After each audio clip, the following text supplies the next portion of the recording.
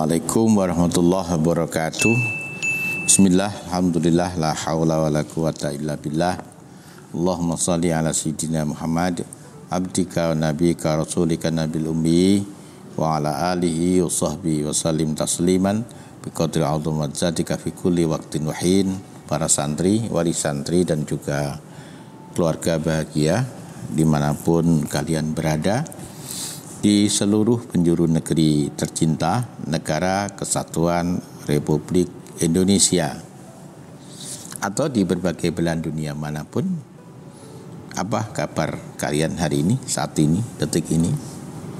Saya yakin kalian dalam keadaan baik, lahir dan batin, tengah berbahagia, tengah bergembira, tengah menyelesaikan tugas-tugas kehidupan bersama dengan orang-orang yang kalian hormati, orang-orang yang kalian kasihi, orang-orang yang kalian cintai. Dan harapan saya, doa saya selalu, moga-moga kita semua selalu diberikan rahmat, hidayah dan taufik oleh Allah Subhanahu wa Ta'ala, bisa menjalani kehidupan dengan beraneka profesi yang kita sandang sesuai dengan apa yang dikehendaki oleh Allah Subhanahu wa Ta'ala. Para santri, wali santri dan keluarga bahagia, Rasulullah Shallallahu Alaihi Wasallam pernah mengabarkan kepada kita tentang satu hadis qudsi. Innallaha ta'ala yaqul yaumal qiyamah ainal mutahabbuna li jalali al yauma udlihum fi dhilli yauma la dhilla illa dhilli. Rawal Muslim an Abi Hurairah. Besok pada hari kiamat Allah akan mencari ainal mutahabbun, orang-orang yang saling mengasihi, orang-orang yang saling mencintai, bukan karena materi, bukan karena ada sesuatu yang dia inginkan, yang ingin dia dapatkan, tapi semata membangun persaudaraan, saling cinta kasih karena mengagungkan Allah. Maka orang yang seperti ini dicari oleh Allah. Allah berfirman, aku akan melindungi mereka. Di dalam perlindunganku, pada hari tidak ada perlindungan kecuali perlindunganku, kata Allah. Santri, wali santri dan keluarga bahagia, di sekitar kita ada saudara kandung, ada orang tua, ada teman-teman, ada saudara yang lain. Ini adalah kesempatan bagi kita untuk membangun cinta kasih, persaudaraan. Yang motivasi persaudaraan itu semata karena mendengar perintah Allah, mengagungkan Allah. Di akhirat insya Allah kita akan dilindungi oleh Allah pada saat tidak ada perlindungan kecuali perlindungan Allah. Amin. Para santri, wali santri dan keluarga bahagia, sebelum saya teruskan vlog ini, jangan lupa like, subscribe, dan share ke media sosial yang lain agar sedikit kebaikan yang ada di dalam vlog ini bisa dilihat, dibaca, didengar oleh banyak orang yang kita ingin manfaatnya menjadi lebih luas. Bagi kalian yang sudah subscribe, saya sampaikan terima kasih. Harapan saya vlog kali ini yang mampir di pintu gawai kalian bisa menumbuhkan motivasi bagaimana kita menghayati, bagaimana kita menyadari tentang kebijaksanaan Allah yang terus-menerus berjalan di dalam diri kita. Dan kita perlu mengapresiasinya, menghitungnya, memastikannya untuk bisa kita syukuri. Agar nikmat yang demikian tak terhitung bertambah-tambah. Satu ketika Dzunun al-Misri duduk di dekat empang kolam dengan temannya Al-Hasan. Kemudian muncul seekor kalajengking yang besar di pinggir kolam. Dia diam di pinggir kolam itu, seakan-akan menunggu sesuatu. Kemudian mendadak dari kolam itu muncul katak yang juga besar, berenang kemudian menepi, berjalan menuju kalajengking. Kemudian kalajengking itu berjalan dan naik di punggung katak. Ini pemandangan yang menggetarkan jiwa Dzunun al-Misri dan sahabatnya ini. Ini ada apa? Pasti ada sesuatu. Benar.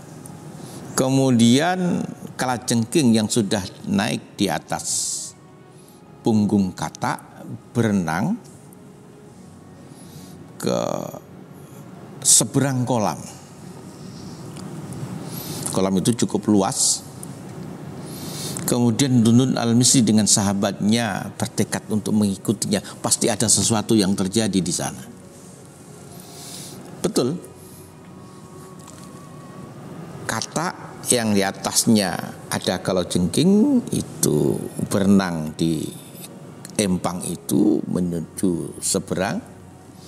Dan di sana ada seorang pemabuk yang tengah tertidur pulas dalam keadaan telanjang tanpa pakaian.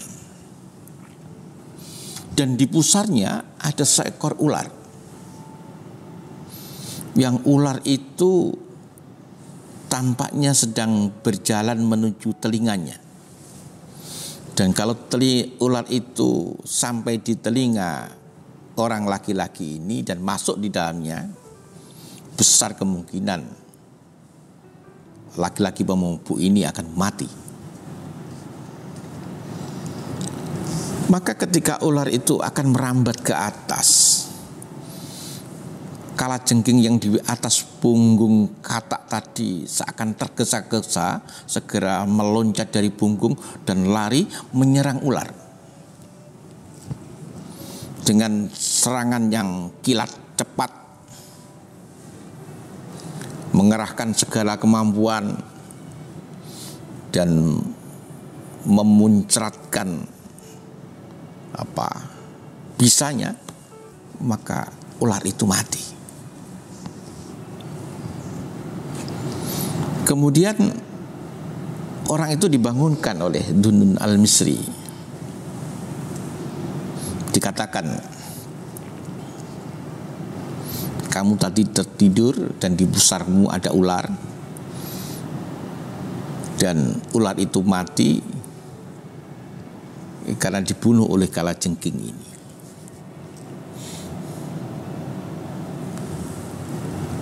Kemudian laki-laki pemabuk tadi muncul sebuah kesadaran. Aku adalah orang yang menyia-nyiakan umurku, yang hari-hariku aku hiasi dengan berlari dari Tuhan. Mabuk melakukan sesuatu yang tidak dicintai, tidak disukai, tidak diridhoi oleh Tuhan. Tapi hari ini Tuhan tetap mencintai aku, Tuhan tetap menyayangi aku. Tuhan justru menyelamatkan nyawaku. Maka muncul di hati laki-laki tadi sebuah kesadaran betapa hinanya dia, betapa sangat tidak tahu dirinya, sehingga hidupnya tenggelam dalam kegelapan seperti itu. Para santri, wali santri dan keluarga bahagia. Ini kelihatannya hanya cerita seorang laki-laki yang Allah selamatkan. Dan sebenarnya kalau dipikir-pikir, hal yang sama Allah lakukan juga terhadap diri kita. Allah mungkin menyelamatkan kita dari bahaya kematian. Allah menyelamatkan kita dari pengaruh-pengaruh buruk yang bisa membuat kematian hati kita. Allah mungkin menyelamatkan kita dari hal-hal yang membuat kita tersesat. Hanya karena kita tidak melihatnya, hanya kita tidak menghitungnya, hanya kita karena tidak cukup memperhatikannya, seakan-akan tidak ada proses penyelamatan yang Allah lakukan. Para santri, wali santri dan keluarga bahagia, saya sendiri termasuk orang yang pernah mengalami betapa Allah itu demikian sayang. Waktu itu hujan, saya naik becak. Karena hujan maka ditutuplah dengan plastik agar saya sebagai penumpang tidak terkena tempasan air hujan. Pengemudi becak juga memakai plastik agar dia juga selamat dari air itu. Karena memakai plastik, maka ketika becak itu akan melewati satu rel, maka sang pengemudi tidak tahu kalau dari arah sebelah kanannya ada kereta yang akan lewat. Dia santai saja mengayuh becak itu untuk naik ke dekat rel. Saya mikir, saya sudah menyerahkan hidup saya kepada sang pengemudi. Ini Pak pengemudi becak ini mesti sudah tahu bahwa di sana ada rel. Ternyata makin dekat, pengemudi sama sekali tidak merasakan kalau itu ada kereta. Maka saya dengan bergegas merusak plastik itu dan turun mendorong becak itu untuk kembali mundur. Dan pada saat saya mendorong itu, di belakang saya terdengar angin yang berhembus kuat adalah kereta yang lewat. Subhanallah. Kalau saya terus mempercayakan kepada pengemudi tadi dan membiarkan becak itu naik ke rel kereta api, maka saat itu saya tidak bisa ngevlog hari ini. Allah telah menyelamatkan hidup saya. Dan itu bukan yang pertama. Itu yang kedua atau yang ketiga. Dalam bentuk yang berbeda, sebenarnya Allah masih menginginkan saya pribadi untuk berusia lebih panjang. Mungkin para santri, wali santri dan keluarga bahagia juga pernah merasakan seperti itu, betapa Allah sebenarnya sangat memperhatikan kita, memberikan kesempatan dan ruang kepada kita untuk memanfaatkan waktu yang lebih lama dalam kehidupan ini. Allah menyelamatkan kehidupan kita. Yang kedua, mungkin Allah menyelamatkan kematian hati kita. Hati ini dihidupkan oleh Allah untuk memastikan bisa menangkap kehadirannya, untuk bisa merasakan kasih sayangnya, untuk bisa mengenali kebijakannya dalam diri kita. Hati yang sehat akan bisa merasakan semua itu, sehingga dia bisa berbahagia karena merasakan ia menjadi makhluk yang paling istimewa, yang Allah memanjakannya, seakan-akan tidak ada makhluk yang lain kecuali dirinya, sehingga kasih sayang Allah seakan-akan ditumbuhkan kepada dirinya, sehingga metabolisme zahir, metabolisme batin berjalan dengan sempurna di dalam dirinya. Ini ketika hati sehat. Tapi ketika hati mati, ia tidak mengenal Allah, ia tidak mengenal nikmatnya, ia tidak mengenal kebijaksanaannya. Padahal kebijaksanaan itu selalu berjalan di dalam dirinya, sehingga apapun yang dia makan dalam bentuk rupa apapun, di dalam dirinya ada sebuah proses yang sangat rumit, yang pasti hanya dikendalikan oleh Zat yang Maha Kuasa, yang kemudian hasil dari proses itu memenuhi seluruh kebutuhan jasmani kita. Kebutuhan pertumbuhan daging, pertumbuhan otot,